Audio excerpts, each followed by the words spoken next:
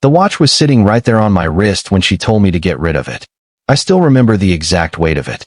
My grandfather's Rolex Submariner from 1968. The kind they straight up don't make anymore. The kind that carries a man's whole life in its gears. My grandfather, Edward Calloway, had worn that watch through 30 years of building his tool and die business from a single garage in Pittsburgh to a company that employed 200 people. He'd given it to me the week before he passed, pressing it into my palm with both hands, his grip still surprisingly strong. A man who knows the time is a man who controls his future, he'd said. I was 22. I didn't fully understand what he meant yet. Fast forward a few years and now I was 26, sitting across from my girlfriend Natalie in the kitchen of the apartment we shared, and she was looking at me the way she looked at spreadsheets. Like I was just some variable she needed to move around to make her numbers work. "Logan," she said in that voice she used when she'd already decided something and was simply waiting for me to catch up. "We've talked about this. The loan fell through. The bank needs more collateral. If we liquidate a few personal assets, we bridge the gap, and I can still launch by April." A few personal assets. She meant the watch. She'd mentioned it once before, weeks earlier, almost like she was joking. That thing must be worth a fortune. I'd laughed it off. But now she had a folder open on the table. She'd actually printed out a valuation from a watch dealer. $38,000. She'd already called someone. "Natalie," I said slowly. "That watch belonged to my grandfather." "I know that." She reached across and put her hand on mine. And honestly, even then, I felt the warmth of it and wanted to believe in it. "I know it means a lot to you. But Logan, this business is our future. When Bloom & Briggs launches, we're talking about a revenue projection of $500,000 in the first year alone. 38,000 is a rounding error compared to what we'll make together. Our future." She said, "Our future." And I held on to that phrase like an absolute fool holds onto a rope that's already fraying. We'd been together for 2 years. I'd met Natalie at a finance conference in Chicago. She was presenting a panel on female entrepreneurship in consumer goods, and she was genuinely magnetic. Confident, sharp, funny in this dry way that made you lean in. She'd built one small business before, a curated subscription box that had done reasonably well before she sold it for what she described as enough to know I could do it bigger. Now she was launching Bloom & Briggs, a premium skincare brand targeting professional women between 30 and 50. She had the branding locked in, a manufacturer in South Korea lined up, and a marketing strategy she'd spent months building. I believed in her completely, and I want to be crystal clear about that. I was a genuine believer, no cap. I'd spent evenings going through her pitch decks, weekends at trade shows beside her, countless nights listening while she talked through positioning strategy over takeout containers. I had read her business plan 4 times. I could literally recite her customer persona from memory. I was in every way that mattered her biggest supporter. Which is exactly why when she slid that valuation sheet in front of me, I didn't yell. I didn't accuse. I took a breath and said, "Let me think about it." She smiled, and it was warm and real and everything I wanted it to be. "Of course. I know it's a big ask. I love you. I love you too," I said. And I meant it. That's what makes everything I found next so much harder to explain without sounding like a complete fool. I took the watch to a dealer that same week. Whitmore Estate Watches on 5th Avenue, the exact place she'd already contacted. The dealer, a silver-haired man named Robert who wore his own vintage chronograph with the casual ease of someone who handles beautiful things every single day, held my grandfather's Submariner under his loupe for a long moment before setting it down with something close to reverence. 1968 original dial, unpolished case. He looked up at me. "Where did this come from?" "My grandfather," I said. "He bought it in 1971. Got it serviced twice in his whole life." Robert nodded slowly. "The market for these right now is strong. I can offer you 41,000 privately. If you go to auction it might do better, but there's timing risk." 41,000. I told him I needed a day. I went home and Natalie wasn't there. She'd left a note. Meeting with her PR consultant, back by 8.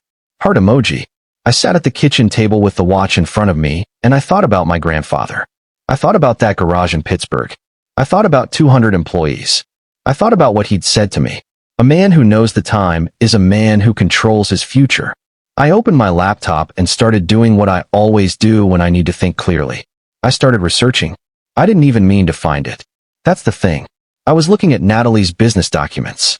She kept shared folders on our joint Google Drive from the early days of planning, and I was pulling up her latest financial projections to see if there was any possible way to bridge the gap without selling the watch. I clicked on a folder I hadn't opened before, labeled B&B Strategic, which I'd assumed was just budgeting material. It was not budgeting material. It was correspondence. Dozens of emails printed to PDF and filed away. And the name on half of them was Derek Holt. Derek Holt was the founder of Luminous Skin, Natalie's direct competitor. A brand she had mentioned to me at least 30 times with varying levels of contempt. Derek Holt is a fraud. Luminous is all packaging, no science. When we launch, we'll eat their lunch. The emails went back 14 months. I read every single one. It took 2 hours. My coffee went cold. The apartment got dark around me, and I didn't even bother turning on the lights. 14 months ago, Natalie and Derek Holt had been in what could only be described as a full-blown strategic partnership. He had consulted on her manufacturer selection, the same South Korean firm she was using. He had reviewed her customer data. She had shared her complete market research with him. She had shared her pricing model. She had shared the formulation brief she'd commissioned from a cosmetic chemist. In exchange, Derek had paid her a $15,000 consulting fee, which I now understood was not a consulting fee at all. It was a straight-up payment for proprietary competitive intelligence. Natalie had sold her own brand's core strategy to her competitor. And then, with that intelligence safely in Luminous's hands, she had kept right on building Bloom & Briggs, a brand that would now launch directly into a market where her primary competitor already knew every single card she held. But none of that was even the worst part. The worst part was the last email in that folder. Derek to Natalie. If Bloom & Briggs launches and the formulations match, there's a real risk of consumer confusion that benefits neither of us. My legal team will be watching. That said, I've always thought the smartest move here would be acquisition rather than competition. Let's discuss terms before you burn more capital. And Natalie's response 3 days later. I agree, acquisition makes sense long term. I need to get through this funding crunch first. Once I have the bridge capital, we can talk terms. Keep this between us. I sat with that email for a long, long time. She wasn't building a business to actually build it. She was building it to sell it to the very man she'd already been feeding information to, at a premium made possible by his competitive advantage over her. An advantage she had personally handed him. And she needed my grandfather's watch to get through the funding crunch so she could walk into an acquisition negotiation with a launched brand instead of just a PowerPoint presentation. I thought about my grandfather's hands pressing that watch into mine. I thought about control of the future. I closed the laptop. I went to bed.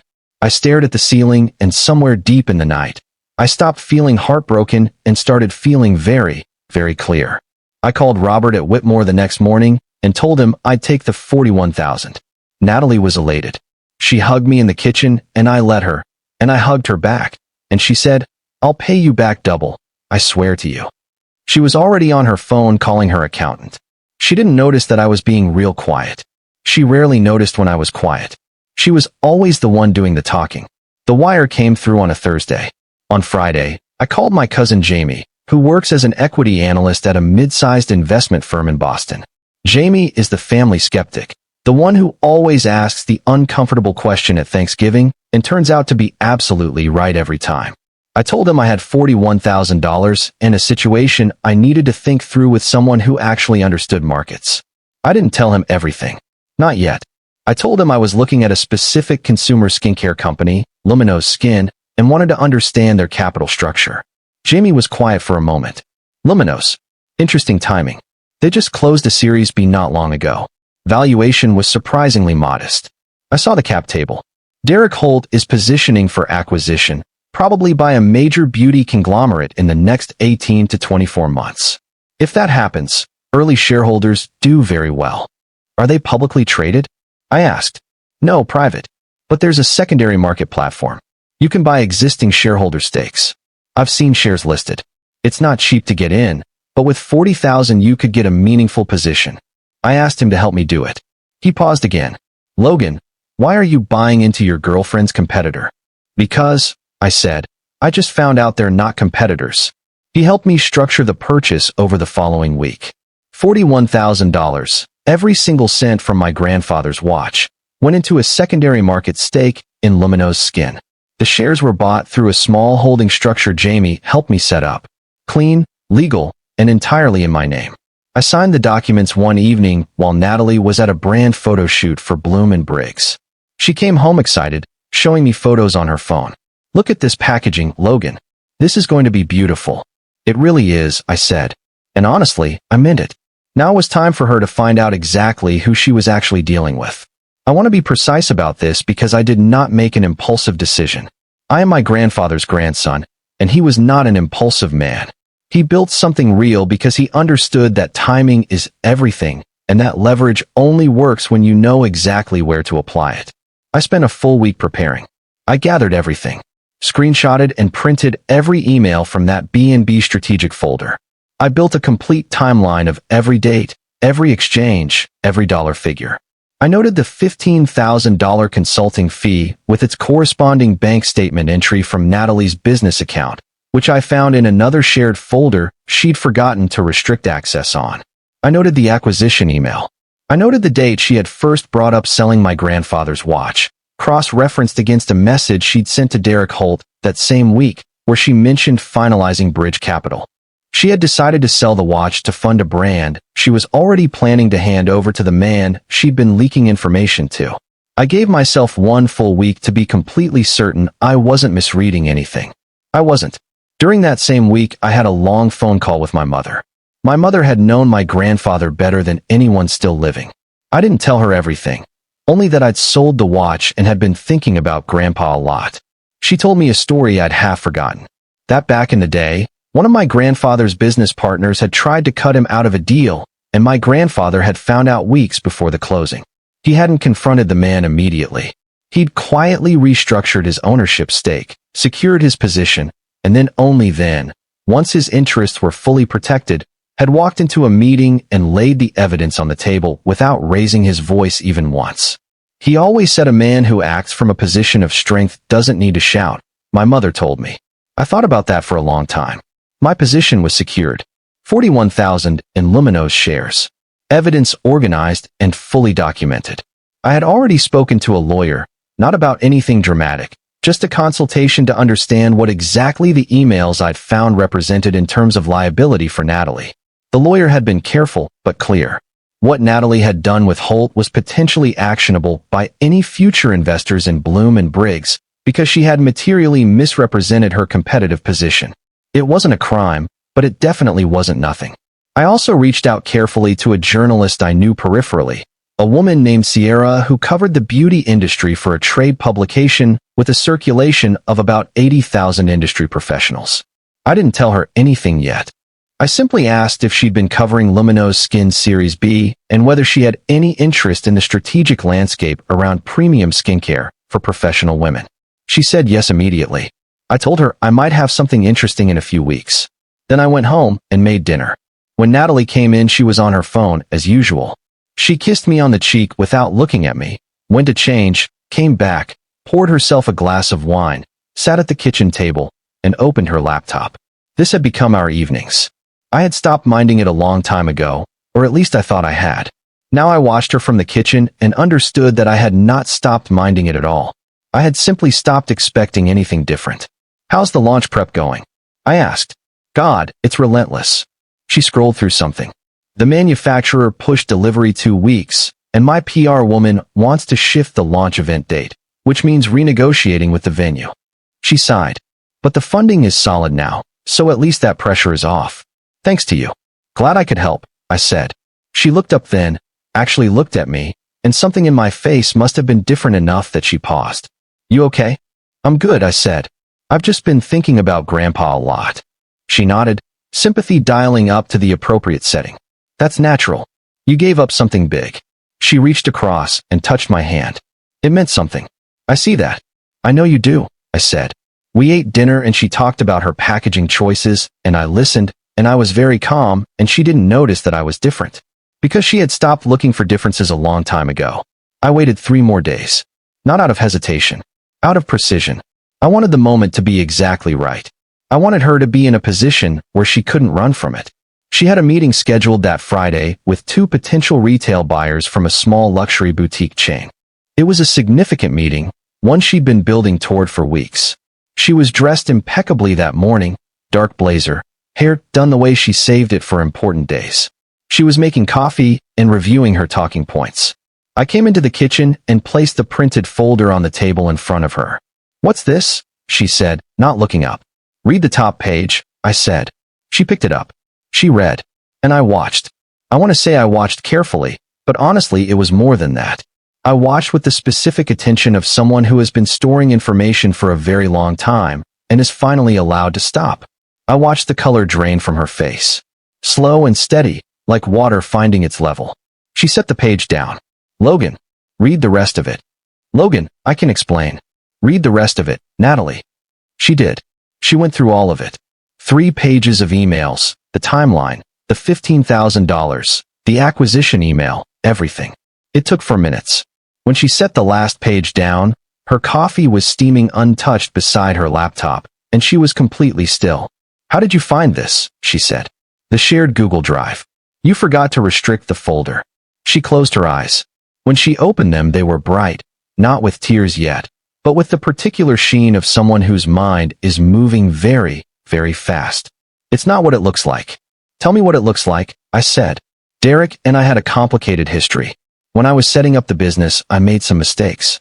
I shared some information I shouldn't have in exchange for $15,000. It was consulting.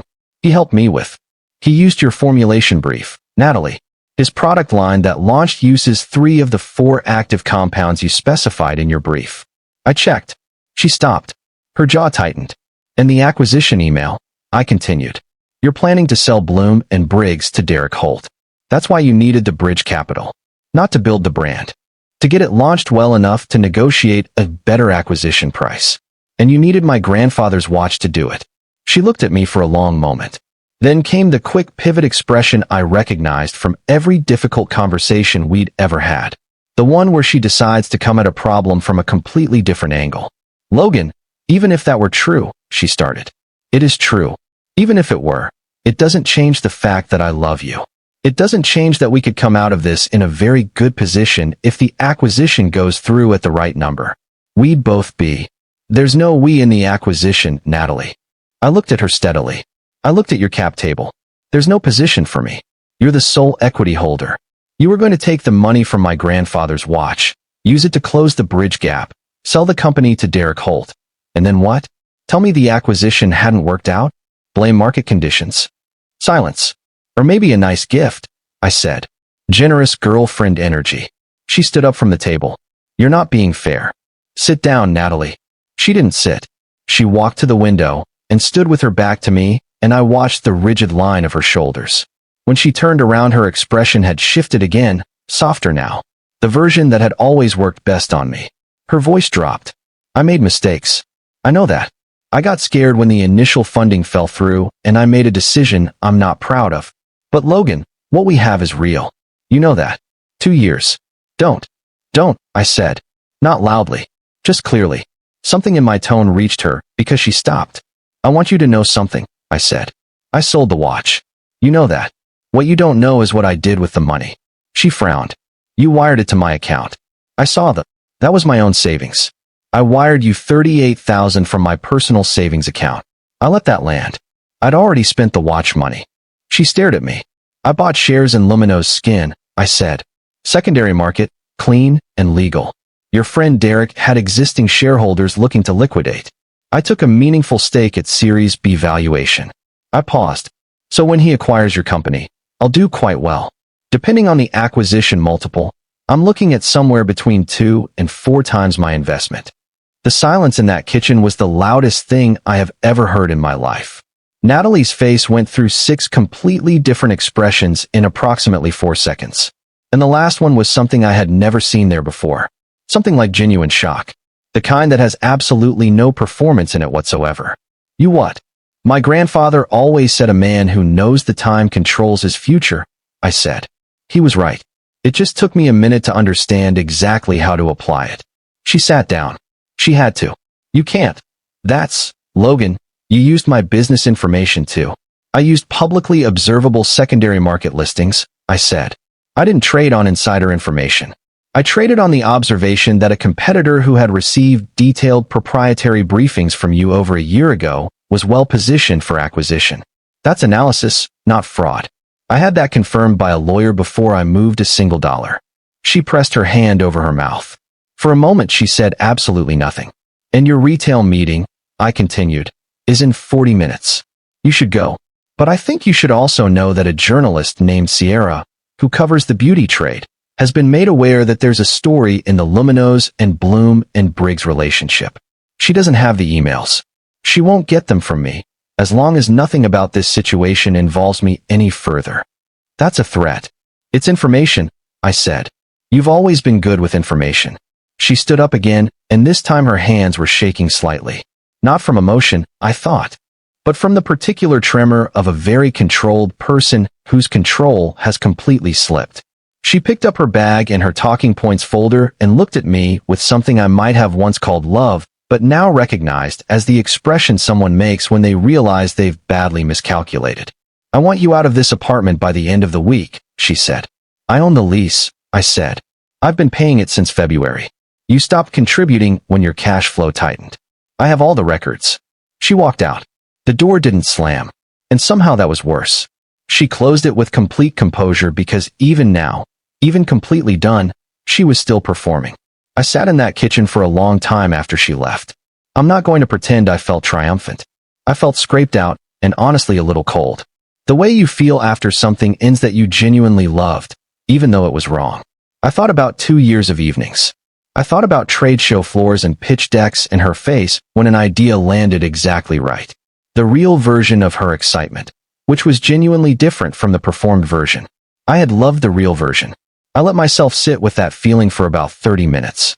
Then I texted Jamie and told him the situation was resolved and that I'd be needing his counsel on the Luminous position going forward. Moving out of the shared apartment after 2 weeks of extraordinary silence, during which we existed in complete parallel in the same space and said almost nothing to each other, was quieter than I expected. I took my things. She took hers. The lawyer I'd consulted suggested I document the lease payments clearly, which I did, and Natalie made no move to contest anything. I suspect her own legal exposure made her very careful. I moved into a smaller place in Brooklyn. Clean 1-bedroom with good light and a view of the water. I bought a plant. I cooked for myself for the first time in 2 years and discovered I was honestly better at it than I remembered. Jamie called me multiple times that first month with updates on the Luminous position. Derek Holt's acquisition negotiations were progressing faster than projected. Apparently, one of the major beauty conglomerates had made an informal approach. If this closes at the range I'm seeing, Jamie told me, you're looking at a solid return on that $41,000. Bloom and Briggs launched. Small, quieter than Natalie had projected. The retail buyers from that Friday meeting had passed.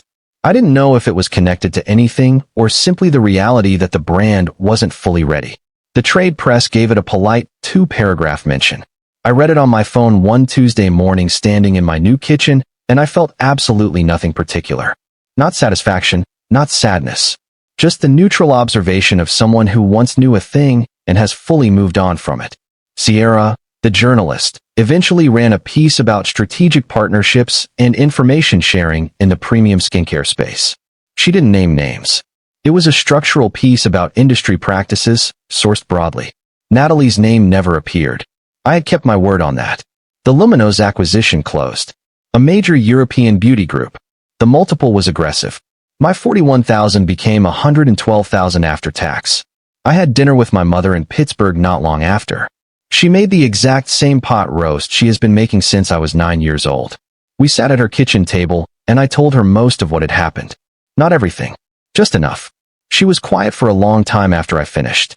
Then she said, your grandfather would have handled it the same way. I know, I said. He hated dishonest people, she said. But he never hated carelessly. He always made sure he had a position first. I looked at my wrist. I wasn't wearing a watch. I hadn't worn one since the Submariner went to Robert at Whitmore. And honestly, there was something kind of freeing about the bare wrist. Like a reminder that time is already known, already passing, and no instrument tells you anything you don't already understand on some level. I'm going to buy the watch back, I said. My mother looked up. What? Robert at Whitmore told me he'd give me right of first refusal if it came back through the market. He thought the buyer might not hold it long. I shrugged. With the return from the luminous position, I have more than enough. She smiled, and it was my grandfather's smile. I've always been able to see it in her when something genuinely pleases her. He would absolutely love that, she said. A few weeks later, Robert called.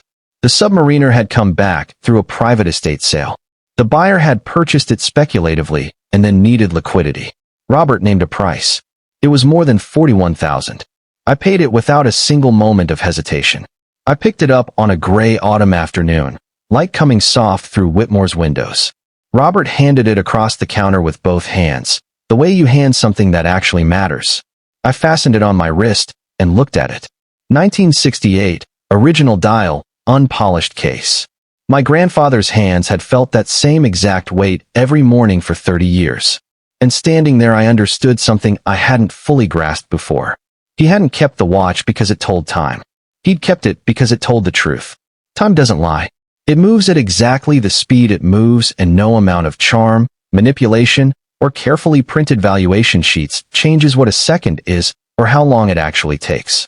I walked out of Whitmore into the fall afternoon, and I thought about Natalie for the first time in weeks.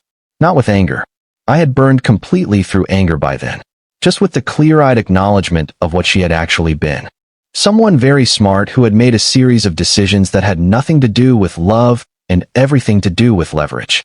And who had badly miscalculated which of us truly understood leverage better. I heard through a mutual connection that Bloom and Briggs had been absorbed into Luminosa's parent structure after the acquisition, folded in as a secondary line with different positioning. Natalie had gotten something for it, but not what she'd projected. The acquisition hadn't been on her terms at all. Derek Holt, who had built his entire advantage using her own information, had naturally driven the absolute hardest possible bargain. No shock there whatsoever. When you hand someone your best cards, you genuinely cannot expect them to negotiate gently. That's just not how the game works. She had tried to reach me once. A text that reads simply, "I know I don't have any right to ask. I just want you to know I'm sorry." I read it, put my phone down, and went back to the book I was reading. I didn't respond. Not out of cruelty. It simply wasn't a conversation I needed to have. Some apologies are real, and some are operational, and I had learned the hard way how to tell the difference. A year out, I was more myself than I had been in 2 full years. The Brooklyn apartment had become genuinely mine in a way the shared place never had been. I redid the bookshelf, started cooking seriously, joined a morning running group that met early and asked nothing of you except your presence. I had dinner with friends I'd let drift during the relationship. I called my mother more. I sat with Jamie at a Mets game and drank bad beer and talked about nothing important, and it was honestly one of the better evenings I'd had in years. The money was in a diversified portfolio now, managed sensibly. $112,000 plus my own savings, which had grown because I wasn't splitting rent on an apartment above my budget. I wasn't rich, but for the first time in a while I was genuinely secure. I had learned things I really did not want to learn about myself during those months. About how much I'd been willing to overlook. About how thoroughly I'd confused loving someone with trusting them. About how I'd let being a supportive partner collapse into straight-up subsidizing someone who was low-key playing me the whole time. I sat with all of that stuff honestly. I talked to a therapist for 4 months, a no-nonsense man named Dr. Osei, who had a straightforward quality I genuinely appreciated and who pointed out in our 6th session that I had spent 2 years in a relationship where I was consistently the one giving and consistently received the least information in return. She kept things from you systematically, he said. That's not an accident. That's a structure. I know, I said. What does that tell you about what you were to her? I thought about it. An asset, I said. A well-maintained, highly reliable asset. He nodded. How do you feel about that? Done, I said. I feel done with it. I wore my grandfather's watch every single day. I looked at it on my wrist in meetings, on the subway, in the mornings when I made coffee. And every time I saw it I thought the same thing. Position first. Then act. Then be patient. And always know exactly what time it is. An industry piece eventually ran with Natalie's name in it. A brief mention about the Luminous acquisition and the brands it had absorbed. A photo ran alongside it. She looked fine. Professionally polished as always. I looked at the photo for a moment, then closed the tab. My future was bright, and completely open. And I did not look back. The watch was warm on my wrist, running perfectly, and it was mine.